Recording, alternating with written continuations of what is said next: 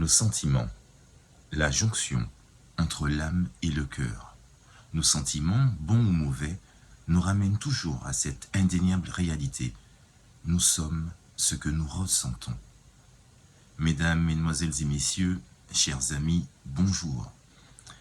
Nous voilà déjà à la 4e émission, comme le temps passe vite, du retour des enfants de la lumière. La semaine dernière, nous avons parlé de l'âme et aujourd'hui, nous allons essayer de poser les jalons de la route de notre spiritualité. Nous avons dernièrement parlé de bons sentiments et aujourd'hui, nous allons tâcher de développer cette petite action qui permet de faire croître la graine de la foi en notre Seigneur. Mais comme d'habitude, et avant toute chose, invoquons le Saint-Esprit afin qu'il puisse toujours nous permettre d'œuvrer pour sa cause, quelle que soit la situation dans le monde.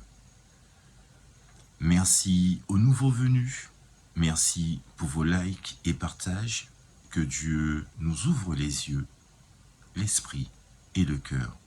Alors, sans plus attendre, générique.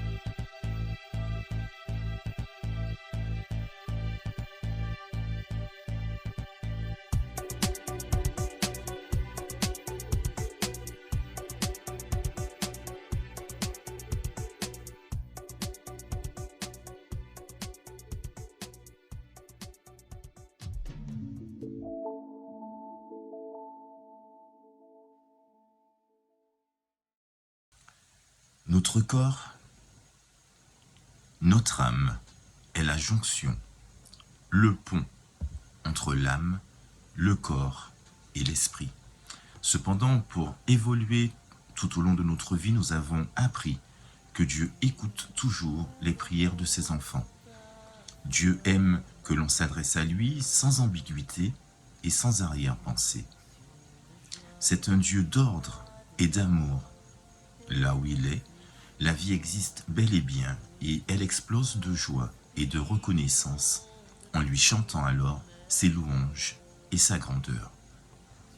Quand Dieu est là, sa présence seule suffit à donner vie et à donner espoir à notre cœur. Notre cœur se remplit peu à peu d'assurance car nous savons qu'il est avec nous. Dieu aime aussi la proximité avec ses enfants et toute sa création. Il aime qu'on le recherche au travers de nos prières. C'est un lien spirituel qu'il a avec chacun d'entre nous, puisque c'est son souffle de vie, son énergie qu'il nous a transmis dès la création des temps. Il a préparé minutieusement l'établissement de son œuvre en choisissant un point dans l'univers et livré à l'obscurité, une masse informe et vide, d'où il a séparé chaque élément pour le transformer, le faire évoluer jusqu'à obtenir ce qui désormais fait partie du quotidien pour certains. Les galaxies, les systèmes solaires et dans un coin de cette gigantesque toile de couleurs et de vie, il établit la Terre et de la Terre, il extirpa son ultime création, nous. En prenant du recul, comment pouvons-nous douter que Dieu est le roi des rois, le Seigneur des seigneurs et l'admirable? La puissance de Dieu, de ses mains, la naissance d'un monde, la naissance de myriades d'étoiles et de galaxies. L'obscurité est dès lors balayée par la puissance de sa présence. Sa connexion ultime avec nous est à travers le souffle de vie qu'il nous a transmis et cette connexion peut être entretenue par la prière, la recherche de communion avec Dieu. À travers ses louanges, nous mettons en lumière son existence et par ce fait, nous nous rapprochons spirituellement de lui. Beaucoup de personnes passent énormément de temps dans des instants de prière et de supplication. Ils prient, prient et prient encore et rien. À leur dire, ils n'ont pas reçu soit une réponse, soit tout simplement ce qu'ils avaient demandé à Dieu. Ils peuvent passer du temps, voire des années, à chercher un moyen pour que Dieu les écoute. Certains affirment s'y être pris à maintes reprises et pas de résultat. D'autres y sont allés avec toute l'ardeur de leur foi, de leurs âmes, et toujours rien. Vous vous êtes déjà demandé pourquoi on a l'impression que Dieu est sourd à nos prières malgré notre ardeur, notre cœur. Ne voit-il pas que nous sommes ensevelis sous les difficultés et les problèmes? Si seulement il daignait répondre et nous faire un signe. Certains réussissent à perdre leur foi et à rejeter Dieu quand leurs demandes n'aboutissent pas. Mais il y a une cause et une réponse toute simple. Dieu est un Dieu d'amour et de tolérance. Il est juste et saint et il habite dans le cœur de ceux qui ont de bons sentiments. Il est nécessaire de comprendre cette phrase. Rappelez-vous, dans une émission précédente, je vous disais que Dieu n'habite pas dans tous les cœurs. Et voilà pourquoi. Si vous n'êtes pas en paix avec vous-même, malgré la tempête qui vous entoure, et si vous ne croyez pas que ce qui vous perturbe, justement, fait partie de cet apprentissage de vie spirituelle, alors vous êtes voué au naufrage. Dieu aime l'amour, la joie, la tolérance, la patience. Il sait exactement où nous en sommes dans notre vie terrestre et spirituelle grâce à son souffle de vie qui est en nous. La seule différence, c'est qu'il nous laisse la possibilité de croire indéfectiblement en lui, de lui faire confiance ou alors de douter, de le pointer du doigt par nos actes quand nous décidons nous-mêmes de passer à l'action sans son approbation ni son consentement. Depuis le début, Dieu nous demande de l'accueillir avec un cœur et un esprit remplis d'amour, de compassion, de foi, de confiance. Relisez donc Matthieu 8, versets 23 à 27. Comme avec ses disciples, un jour, dans une barque qui était ballottée, menacée et qui semblait prête à chavirer alors que Jésus dormait en plein cœur d'une tempête, ne s'est-il pas réveillé, alerté par les cris de ses disciples qui croyaient qu'ils allaient tous périr en ce jour? Rappelez-vous de ce qu'il leur a dit. Pourquoi avez-vous peur, gens de peu de foi? Dieu attend de nous que nous croyions en lui, en toutes circonstances, car il connaît notre vie, notre cœur, notre destin. Cependant, c'est notre libre arbitre qui est le véritable problème, car étant des êtres supérieurs aux animaux et dotés d'une conscience depuis l'histoire du fruit de la connaissance, du bien et du mal dans le jardin d'Éden, nous nous sommes émancipés de toute innocence poussée par des sentiments que nous devons apprendre à gérer. Depuis cette première désobéissance, nous devons désormais assumer nos choix et nos actes. Les animaux, la création de Dieu, sont d'ores et déjà sauvés par leur innocence et par le fait qu'ils n'ont pas de choix véritablement à faire. Ils sont sous la protection de Dieu, ils baignent dans son amour et sont beaucoup plus saints que nous puisqu'ils vivent dans l'amour et dans la lumière de Dieu. Vous vous rendez compte qu'un animal a d'ores et déjà sa place dans le royaume de Dieu? Et certains d'entre nous commettent des actes de cruauté envers ces souffles de vie de Dieu. La nature, les animaux seront toujours plus majestueux et des fois nous donnent même des leçons de morale par leurs actes ou leur dévotion. L'amour de notre chien, notre chat, de notre animal domestique devrait nous démontrer ce qu'est l'amour inconditionnel qu'attend en retour notre Sauveur et Seigneur. C'est pour cela qu'avant de demander à Dieu quoi que ce soit, commençons par être proches de lui, à rechercher constamment sa présence et surtout à rester concentrés sur lui et sur son amour. Si nous gardons en tête qu'il est avec nous, en nous et qu'il sait déjà tout, alors rendons-lui grâce et gloire en toutes circonstances, car tout comme la nature, nous devons le reconnaître comme notre Créateur et notre Sauveur. J'ai vu des chiens plonger dans des cours d'eau pour sauver des biches. J'ai vu des lions élever des éléphantaux qui avaient perdu leurs parents tués par des braconniers. La nature sait vivre sans nous, mais nous ne savons pas vivre sans elle. Et c'est pour cela que nous devons avoir et garder en nous de bons sentiments. Ne vivons pas dans la haine, dans la frustration ou dans la rancœur, car ce ne sont pas de bons sentiments. Ce sont justement ces parasites qui nous empêchent toute transmission avec Dieu.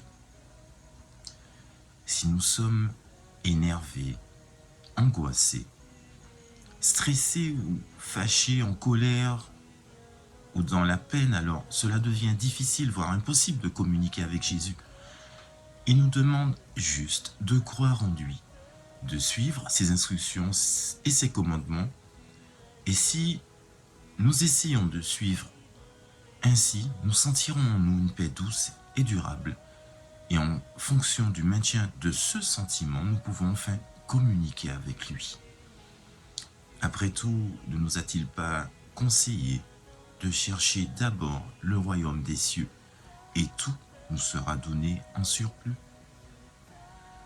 Dieu n'a qu'une parole, mes amis, et si nous restons focus sur sa loi, ses commandements, et que nous faisons tout ou le maximum pour vivre comme il nous l'a demandé, alors, quelles que soient les difficultés, les ennuis, les doutes et les craintes, nous saurons les traverser sans aucun problème.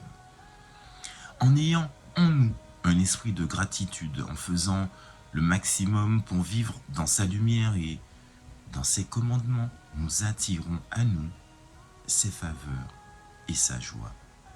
Comment pourrait-il ne pas nous bénir alors qu'il sait que nous lui faisons entièrement confiance? Des fois, cela prend du temps, car il aime le timing précis et quand tout s'enchaîne pour nous dans la bonne direction, alors que rien ne laissait paraître que nous pourrions être sauvés, le miracle apparaît au milieu de la tempête. C'est la réponse de Dieu à nos prières. Il teste juste notre confiance en lui et en fonction de notre degré de foi et de gratitude, il bénit ses enfants au-delà de nos espérances. Alors, avant de demander quoi que ce soit, faisons notre possible pour suivre ses lois et ses ordonnances. Ce sera le feu qui fera brûler le carburant de notre cœur et de notre ardeur. Une fois que ce feu sera allumé, ce sera alors avec plaisir que le Seigneur rentrera dans nos cœurs et pourra se manifester dans notre vie. Essayons de garder dans le cœur déjà cette paix, ces bons sentiments en nous et Dieu fera le reste. Il nous aime sincèrement et il attend que nous lui fassions confiance, quelle que soit la situation, car c'est avec son intervention que nous savons qu'il nous a sauvés et qu'il est intervenu. N'oublions pas de rester humble et de le remercier de tout notre cœur et de toute notre âme. Pas besoin de nous éterniser sur nos problèmes, pas le temps de nous éterniser sur notre douleur et pas de temps à perdre à pleurer et à crier. Avec nos bons sentiments dans notre cœur, nous savons d'ores et déjà, au fond de nous, qu'il nous entoure et qu'il est là. Alors, pourquoi douter? Pourquoi succomber à l'incertitude, mes amis? Notre lien spirituel avec lui permet de savoir comment nous allons et s'il détecte que quelque chose ne va pas, il interviendra toujours. Tâchons de garder un cœur rempli d'amour, de joie, d'allégresse, de pardon et de repentance. Et Dieu s'occupera du reste. Croyons simplement en lui, car après tout, cela ne nous demande rien d'autre que d'avoir de la foi. Or, sans la foi, il n'y a pas d'œuvre. La foi dans l'assurance qu'il intervient ou qu'il contrôle inexorablement notre vie en nous gardant de tout danger. La foi est présente quand nous le remercions et que nous gardons en mémoire que tout est accompli. Dieu, mes amis, intervient toujours et dans cet état d'esprit, nous sommes très proches de notre Créateur. Croyons en Dieu en sa parole et soyons inondés par son amour, soyons reconnaissants pour notre existence et son intervention dans notre vie. Ayons toujours cet esprit de gratitude car c'est lui notre source de vie et notre lumière. J'espère que cette petite émission aura permis à certains de se rapprocher de Dieu encore plus qu'hier et que demain. Je vous transmets l'amour du Christ, sa bonté, sa douceur, et qu'il vous garde et vous protège en tout lieu.